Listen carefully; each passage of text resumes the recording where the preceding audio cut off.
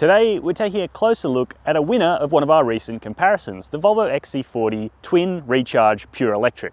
The name's a bit of a mouthful, and it has you asking why exactly would you consider this Volvo XC40 over electric counterparts such as the Polestar 2, which sits on the same platform and is a bit more affordable than this vehicle, and the Tesla Model 3 and new Model Y, because this vehicle behind me is a little bit more niche and doesn't have the greatest range. So in today's video, what we're going to be checking out is whether or not you should really be considering the Volvo XC40 in electric form. Let me know what you think of the Volvo XC40 in the comment section down below, and let's get into the video. Now, it's pretty clear that over the years, Volvo and its sister brand Polestar have both been focusing a lot on upping their design quality. This XC40 really exemplifies that. I think it's a great looking small SUV, if not the best, though of course that's subjective, so let me know your view down below. You can tell this is the electric vehicle because it's got the blanked off grille, slightly different Volvo badge, and you can tell it's the pre-facelift because it doesn't have the slightly more aggressive fog light bezels and slightly different front fascia that should be here in September/October in Australia, so we should have a more in-depth video of this vehicle when that comes along. Coming down the side, this being essentially the top model in the range, you do get big 20-inch alloy wheels, which do influence the ride characteristics of this car a little bit, but they look awesome. And I think finished in this really nice kind of glacier silver white, this car looks great, but you can let me know your thoughts down below, of course. Around the back, it continues with that really clean look, the spaced out Volvo lettering and the small amount of badges. You can only really tell it's a Recharge from this badge and the slightly different C-pillar capping back there that says Recharge on it. Maybe a little bit childish, but again, each to their own. And you've got this lovely wiper, which I mentioned in the comparison test between this Volvo and the UX300, but it really feels to me like this wiper was designed for the XC40. I can't exactly say why, but it just looks really clean, well implemented and tidy, and it's something that I really appreciate about car design. Now, popping the standard power tailgate, which you'd expect on a $76,990 priced car. That's before on-road cost as well, so once you get it on the road in New South Wales, it's going to be about 82, 83 grand. And we find a really nicely finished boot. You've got these clever shopping bag dividers back here that we've seen on other Volvo products, including that V60 Cross Country I reviewed a fair few months ago. And the outright space is pretty decent, but of course that's complemented by a little bit more space up the front in the front boot, which means this car is actually only 1 litre shy of its petrol counterpart. So nice usable space back here, and if you fold the seats down, it's not too hard to fit a road bicycle in with just the front wheel off, which is kind of what you expect from a small SUV. And the Volvo XC40 managed to squeeze a total of 45 budget direct balls into this boot. There's a little bit more storage space under the floor as well, but no space for a spare tyre, but that's no bad thing because this car only has about 418 k's of WLTP range, so you're probably not going to be taking it out to the wilderness. Look at the cabin design of this XC40. It's certainly not another BMW, Mercedes or Lexus clone in here. Volvo has really gone in its own direction, and I think it's all the better for it. Instead of really broad horizontal features, it's got a lot of vertical features. For example, the 9-inch touchscreen and the vents, they all add up to this blocky, tall kind of vibe that you get in this SUV that I happen to really like. Of course, it's subjective, so let me know down below what you reckon, but the good thing is that everything works quite nicely. Now, I've heard some people complain about this touchscreen not being the most beautiful interface, and I kind of agree with that. It's not the sexiest out there. It's not quite as cool or crisp looking as the Tesla touchscreen, but it still works in the way that you need it to. You've also got access to the Google Play Store because this is an Android operating system, so you can download applications including Spotify for this vehicle, but you also have Apple CarPlay, though it is only wired in the MY22 variant, but it works great and it plays music so well through the standard fit Harman Kardon stereo. One of this car's great features is in fact the stereo. It's got really powerful, crisp and warm bass, and it doesn't sacrifice any mid-tones or high tones. It's got great clarity, and it means you can relax in this silent vessel as you cruise around town, and it feels really luxurious. Luxurious in a different way to something like a BMW might, but certainly luxurious. Speaking of luxury, you also have these leather appointed seats, which are very comfortable, although the leather itself doesn't feel super high quality. It's not like a fine Napa grade. It is just, decent feeling leather. You do have plenty of adjustment, electric adjustment and memory positions as well, including lumbar adjust and the old crumb catcher, which gives me a little bit of extra leg support, which I'm very grateful for on longer stints in this car. and you've got nice materials everywhere as well. Up on the dash, it's all soft touch, soft up here on the door cards, in fact really soft. The armrest is beautifully upholstered, and then even inside the door cards you've got this really cool design feature with this sort of marine carpet in here to keep noise down from bottles that you might want to put in the door cards, or any odds and ends like, I don't know, CDs. Not that this car actually has a CD player, but whatever you need to put in those pockets, you can do. You've also got a digital driver's display here that shows Google Maps, which is really good. It's so nice to have that in a car like this. You've got live traffic navigation, and it all just works. It's toned down, feels really well put together, well appointed, and there's also some thoughtful practical touches as well. For example, the wireless phone charger that actually has little bumpers to hold your phone in so it doesn't always come off charge. And you've got plenty of storage under here with also a little flap that you can quickly access anything that you might keep in there, such as the car keys or anything like that. And finally, 2 cup holders. You also get a sunroof as standard on the XC40 in this flagship twin pure electric grade, and it's all just very nice, airy, and with a great view out, nice materials, and fantastic design. I really like the cockpit of the XC40. It may be a small SUV by official categorization, but like the Skoda Karoq, this Volvo XC40 is really spacious in the back seat, and I think would be a very good pick for your family, especially if they're tall, because at 6'2" with this panoramic sunroof, I still have plenty of headroom above me. I've also got a really nice, comfortable, supportive backrest, really decent amount of knee room behind my own driving position, and a good amount of toe room as well. Now, one thing about the XC40 in Recharge is that the floor does sit a little bit higher because there has to be 75 kilowatts of batteries housed under it, but you know, it's actually not too bad given this car's extra floor height, and it is more comfortable back here than a Tesla Model 3 or a Polestar 2. You can absolutely take my word for that one. You also have some niceties. The leather upholstery continues back here, so if you've got grubby kids who like to spill yogurt on the back seats, it'll be easy to clean up.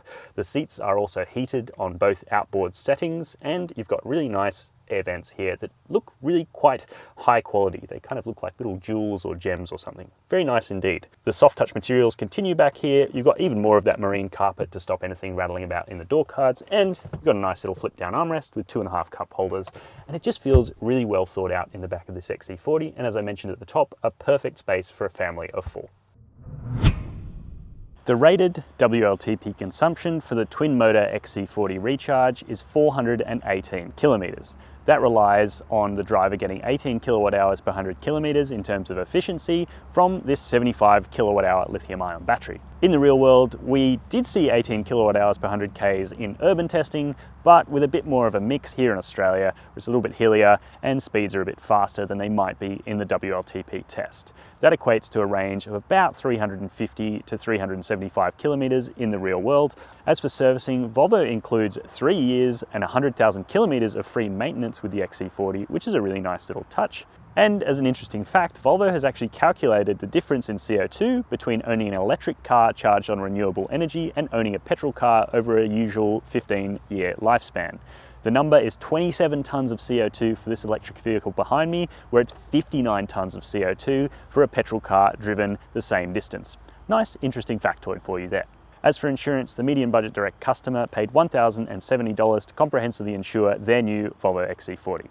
Your premium may vary based on things that insurers take into account, such as your age, where you live, your driving history, and whether or not you garage the vehicle. Now, one of the coolest things about the XC40 is the way you start this vehicle.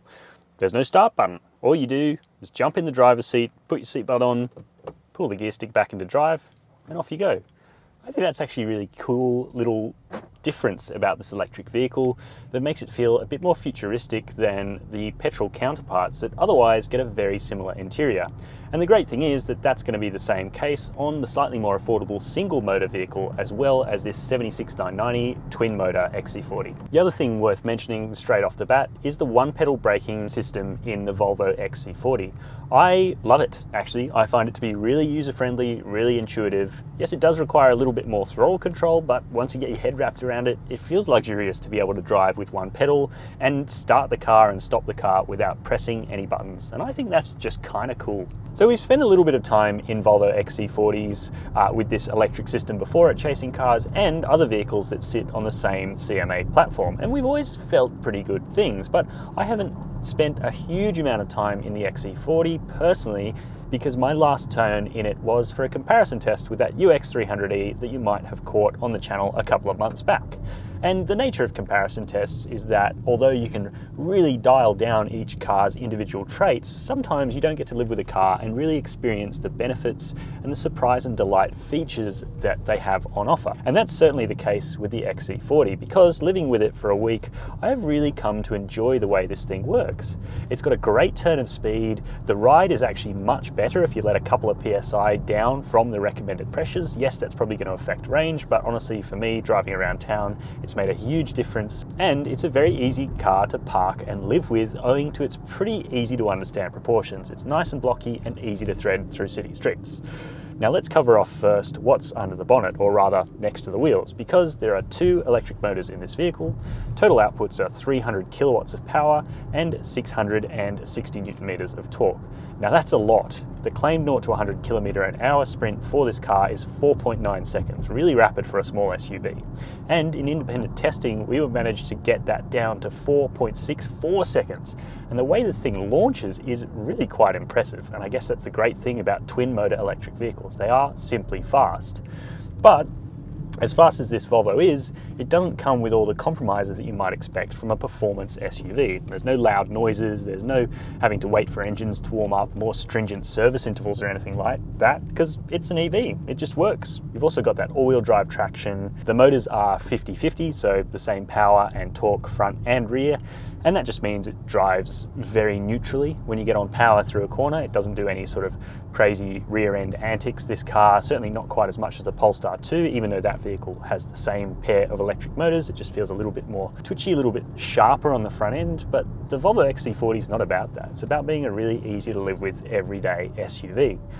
And I'll come back to that ride now, because when I tested this vehicle against the Lexus UX300E, one of the reasons I didn't love the XC40 was the ride.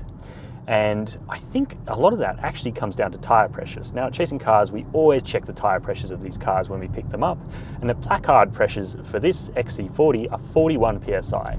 That's quite a lot of PSI, especially on Pirelli Scorpion tyres in 235, 40, 20 inches, wrapped around 20-inch alloy wheels, and that really did contribute to quite a firm and jiggly urban ride. In the week of testing, I decided to try the pressures out a little bit lower, drop about 10% out, so down to 38 PSI, about 3 PSI down, and I actually found that made a world of difference. It's a much more comfortable and relaxed ride. There's less of that secondary jitter, and the primary ride on this car was always good. Very good body control, excellent control over speed humps. Still, it's not super flat and soft and cushiony and pillowy, but it is really acceptable with a couple of PSI down. So if you got one of these cars, definitely worth trying that out in your tenure, because doing so made it a whole lot easier to live with. You've also got this really light steering, a great glass house out. You can see everything you need to out the front and out the sides as well. The window line isn't too high in this SUV. The only slight issue is that rear 3/4 visibility, because the C-pillar is quite blocky. The C-pillar that says Recharge on it looks cool outside, but it is a little bit of an impediment to vision. Luckily, the safety systems and the camera technology in this vehicle is excellent.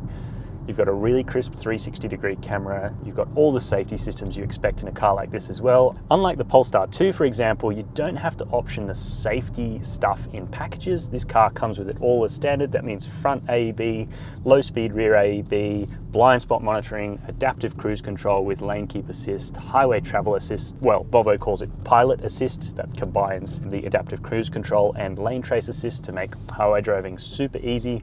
And of course, being an EV, it's so silent around town, cruising around. There is a little bit of intrusion from the rear suspension noise. As I mentioned the last time I drove this car, there's a bit of boominess from that rear suspension that echoes through this car's SUV shape a little bit, but ultimately it is a very quiet, refined, and really easy to live with and fall in love with SUV that is also electric. The Volvo XC40 Pure Electric may not be as efficient or as good value as a Polestar 2 or a Tesla Model 3, but I'm here to tell you it certainly has something going about it. You get leather upholstery as standard, which you don't get in either of those two cars that I mentioned. You also get a really nice Harman Kardon sound system, and of course the practical SUV form factor, which is going to suit some people's lives a lot better than the slightly compromised sedans that those other two models offer. Of course, you're going to have to make a slightly inspired decision to go for something like this, but if you like cool design and Swedish, Scandinavian surprise and delight features, then I think the XC40 might find a home in your heart. But of course, let me know down below if you've got one of these for yourself or you've considered one in the past. And while you're there leaving your opinion, why not hit subscribe to Chasing Cars if you haven't done so already? And as always, thank you very much for watching.